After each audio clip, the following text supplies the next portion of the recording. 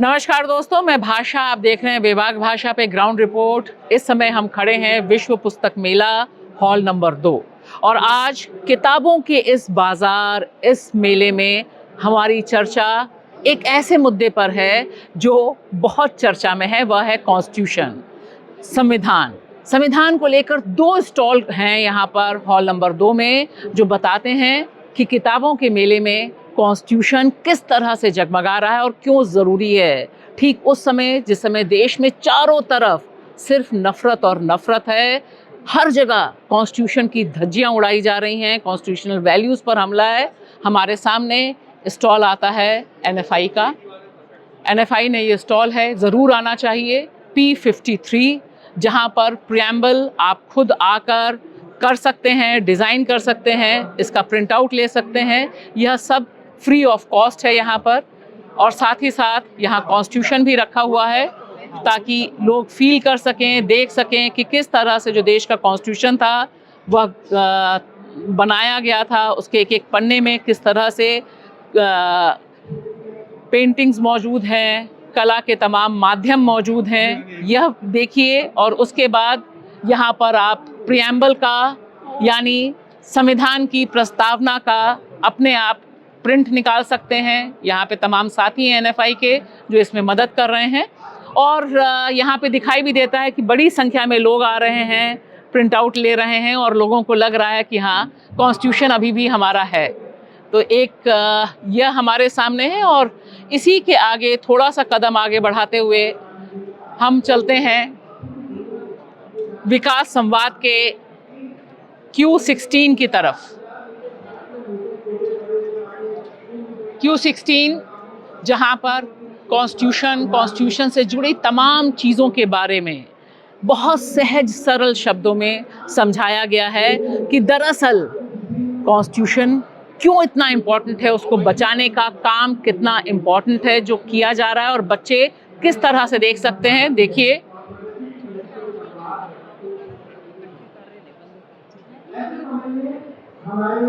तो ये है विकास संवाद समिति, इसका स्टॉल है हॉल नंबर 2 Q16। यहाँ पर भी ज़रूर आइए और महसूस कीजिए संविधान के ताप को, सांप सीढ़ी खेलिए और किताबें ले जाइए जो बहुत ही सस्ते दामों में हैं, बहुत ही सहज ढंग से एक्सप्लेन किया गया है, और यह बताता है कि 2026 में कॉन्स्टिट्यूशन को जिंदा रखना क्यों ज़रूरी है।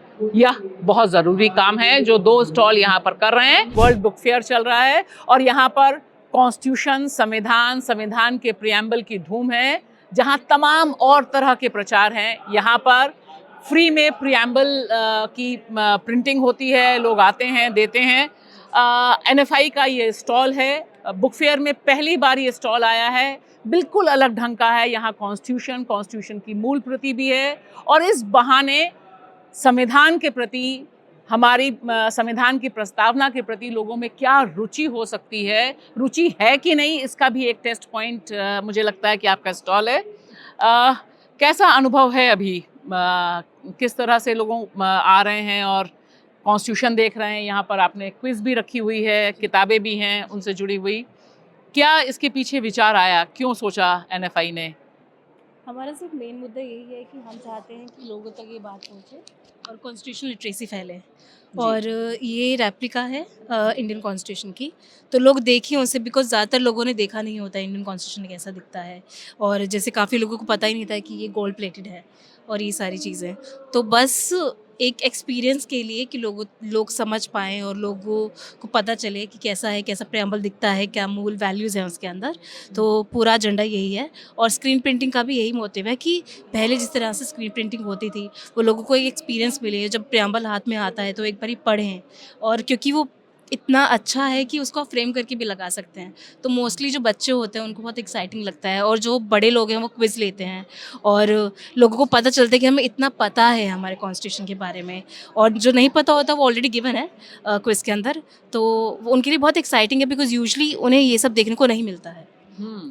तो हम भारत के लोग के प्रति, भारत के लोगों का या बुक फेयर में जो आ रहे हैं लोग, उनका कैसा रुझान है? वो बहुत अच्छा रुझान है। हम हमेशा भीड़ ही पाते हैं अपने स्टॉल पे और लोगों को बहुत इंटरेस्टिंग लगता है ये सारी चीज़ें।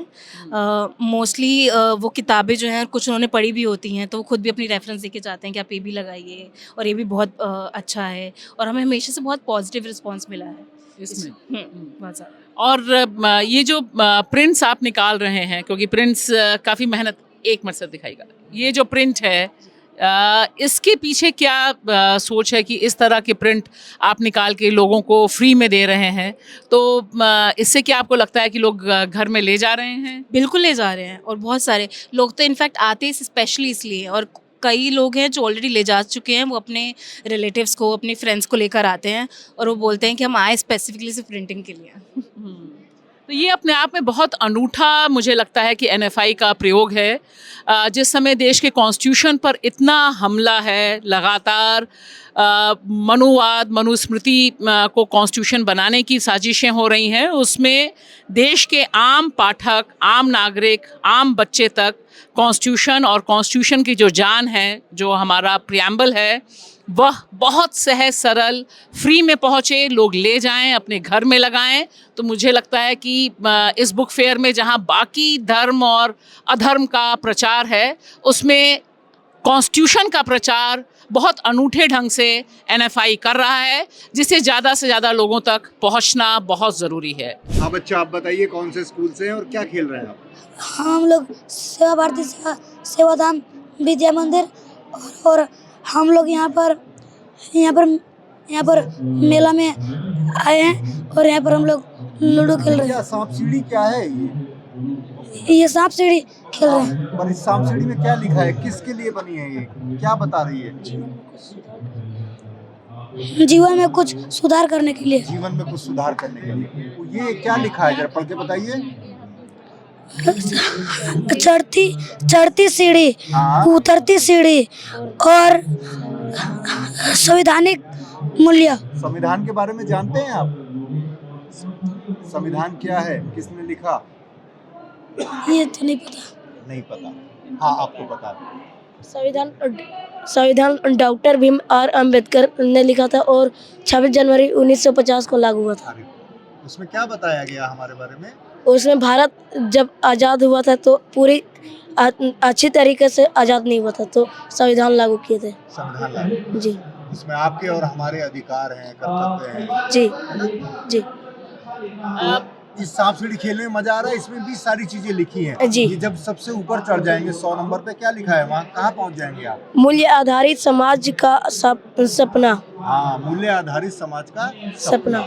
यहाँ पहुँचना है। जी। क्या नाम है? पीयूष। पीयूष। कौन सी क्लास में पढ़ते हैं? छठी में। जी। अच्छा। और आप कौन सी क्लास में? छठी में है। और आप भी छठी में हैं? आप भी?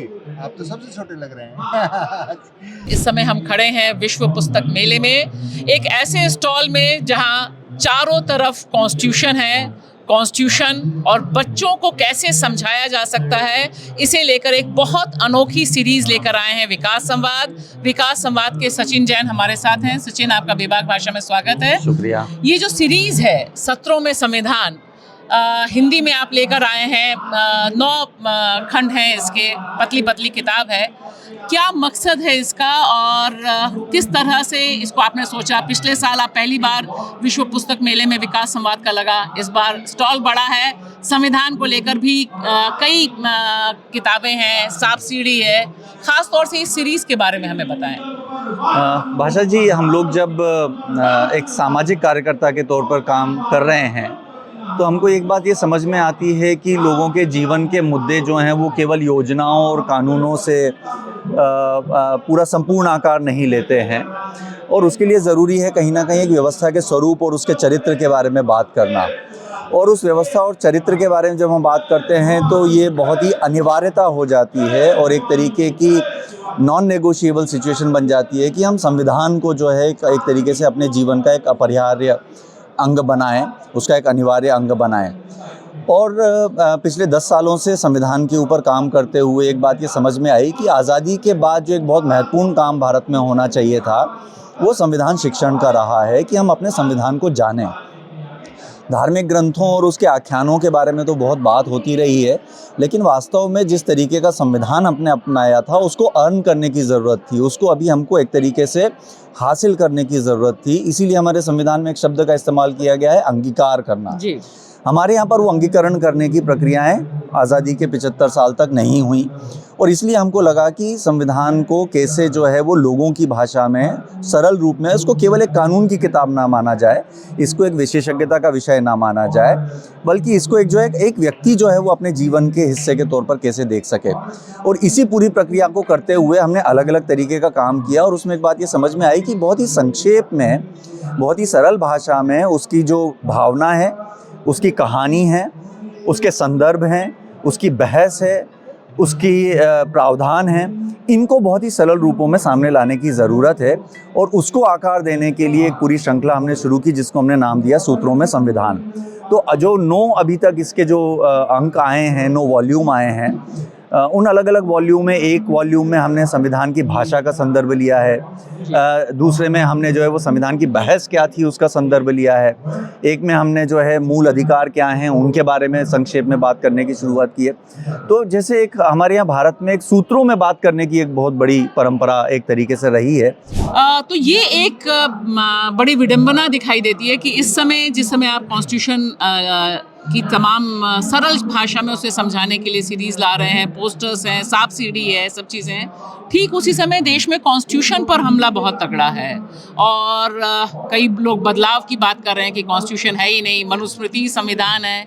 तो उसमें क्या लोगों की रुचि, आपको क्या लगता है ये जो प्रयास है ये कोई रुचि जनरेट कर पा रहा है, पैदा कर पा रहा है? इसके 2 पहलू हैं। पहला पहलू तो ये है कि हमको विश्वास है संविधान में, और हम ये मानते हैं कि जिस तरीके की विविधता हमारे देश में है, बहुलता हमारे देश में है, उसको हम अपने देश की शक्ति मानते हैं, वो हमारे देश की ताकत है।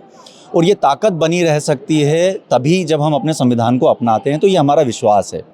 इसी विश्वास के आधार पर हम संविधान के ऊपर काम कर रहे हैं। निश्चित रूप से जो राजनीतिक पक्षधरताएँ हैं वो बहुत विरोधाभासी हैं, उससे संविधान को लेकर के सहमति नहीं है, क्योंकि उसके पीछे जो है वो एक ख़ास तरीके का समाज बनाने की मंशा जो है वो पूरे देश की राजनीति में चल रही है। और उसको हम शायद केवल बहस से या केवल राजनीतिक विचारधाराओं से शायद काउंटर नहीं कर सकते हैं। ये हमारी मान्यता है, हमारी सोच है। उसको शायद हम एक संवैधानिक तंत्र बना करके, समाज का संवैधानीकरण करके शायद बेहतर तरीके से उस सपने को कायम कर सकते हैं जिसमें विविधता और बहुलता का ज़्यादा स्थान होगा, लोगों की गरिमा होगी, जहाँ पर जातिवादी किसी तरीके का कोई दुर्व्यवहार नहीं होगा, सांप्रदायिकता नहीं होगी। और ये चीज़ ऐसा लगता है कि वो संविधान एक रास्ता हो सकता है।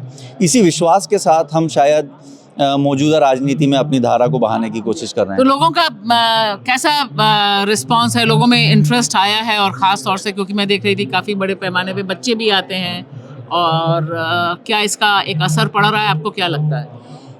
जो आपने पिछला प्रश्न पूछा था जो मौजूदा राजनीतिक परिदृश्य को लेकर के, एक तो उसके संदर्भ में भी, और उसके साथ जैसे मैंने कहा कि हमारे आज़ादी के बाद चूँकि उसके ऊपर बहुत काम नहीं हुआ है, इसलिए ये समय वास्तव में संविधान की अवधारणा को, उसकी बुनियादी परिभाषा को, उसकी बुनियादी शब्दावली को स्थापित करने का समय है। बहुत आसान नहीं है, उसकी अपनी कठिनताएं हैं, मुश्किल काम है। विकास संवाद यहाँ भी कर रहा है, और मैं सब यहाँ लोगों से कहूँगी, दर्शकों से कहूँगी कि इस स्टॉल पर ज़रूर आएँ।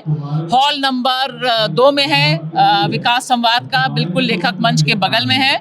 बहुत दिलचस्प है, देखिए, सुनिए, टटोलिए देश के कॉन्स्टिट्यूशन को और समझने की कोशिश कीजिए कि आखिर हमारा कॉन्स्टिट्यूशन भीमराव अंबेडकर से लेकर अभी तक क्या सफ़र उसने तय किया और क्या मुश्किलें हैं। हम रोज़ आपको इसी तरह से अपडेट्स देते हैं, देते रहेंगे। कुछ अहम स्टॉलों के बारे में जानकारी बेबाक भाषा डेली आपको साझा कर रहा है। शुक्रिया।